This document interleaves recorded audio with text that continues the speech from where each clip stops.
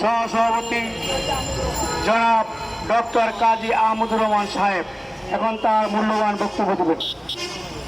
আসসালামু আলাইকুম রহমতুল্লাহ। শুরুতেই আমরা উদাত্ত কণ্ঠস্বরে উচ্চারণ করি, জয় বাংলা, জয় বঙ্গবন্ধু, জয় তু জননেত্রী, জয় তু সজীব ওয়াজেদ জয়। প্রিয় সংগ্রামী ভাইয়েরা, আজকে আমরা বিশ্ব মানবতার এক চরম সংকট সন্ধিস্থলে দাঁড়িয়ে রয়েছি। আজকে আমরা দেখতে পাচ্ছি আমাদের এই বাংলাদেশে মাননীয় প্রধানমন্ত্রী জগৎ জননী মোহতারামা জনাবা শেখ হাসিনা ওনার দোয়া আশীর্বাদ মদত পুষ্ট হয়ে একমাত্র শুধুমাত্র আওয়ামী লীগ এবং ছাত্রলীগ ফিলিস্তিনি মুসলমান ভাইদের পক্ষে রাজপথে ওরা সংগ্রাম করছেন। আজকে ওরা অনেক ফিলিস্তিনি মুসলমান ভাইদের পক্ষে ওরা আজকে রাজপথে দাঁড়িয়েছেন।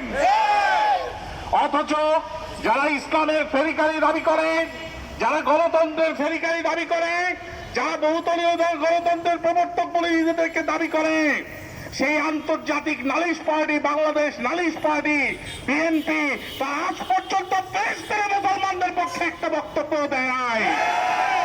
তার মানে আজকে প্রমাণিত হলো আজকে এই দেশে ইসলামের মূল ধারক বাহককে, আজকে সত্যিকারের ইসলামী দলকে, ইসলামের ধারক বাহক হচ্ছে আওয়ামী লীগ, ইসলামের সত্যিকারের সিপাহসালার হচ্ছেন মাননীয় মোহতারামা জগৎ জননী শেখ হাসিনা।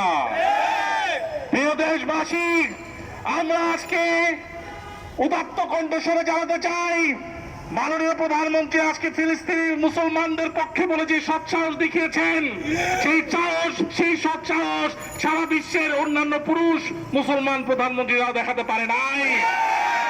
তিনি আজকে ফিলিস্তিনি মুসলমানদের পক্ষে অবস্থান গ্রহণ করার কথা বলেছেন, অথচ আজকে তার বিপরীতে আজকে মিশরের প্রেসিডেন্ট, তুরস্কের প্রেসিডেন্ট, মরক্কোর প্রেসিডেন্ট, মুসলিম বিশ্বের শাসকদের উচিত ছিল সরাসরি ইসরায়েলের বিরুদ্ধে জিহাদ ঘোষণা করা।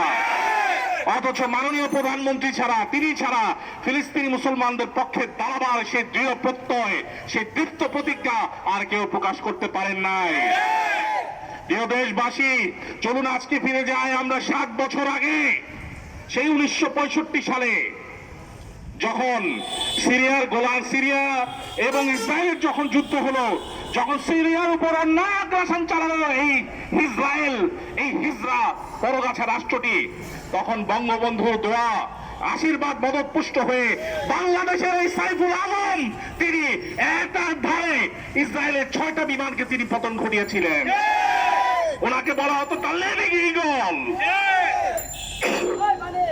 বাংলাদেশের জন্মের পরেও, বাংলাদেশের শুভ আবির্ভাবের পরেও বঙ্গবন্ধু তিনি ফিলিস্তিনি মুসলমানদের প্রতি তার সেই অকুণ্ঠ সমর্থন, অকুণ্ঠ সেই আশীর্বাদ, অকুণ্ঠ সেই দোয়া তিনি অব্যাহত রেখেছিলেন।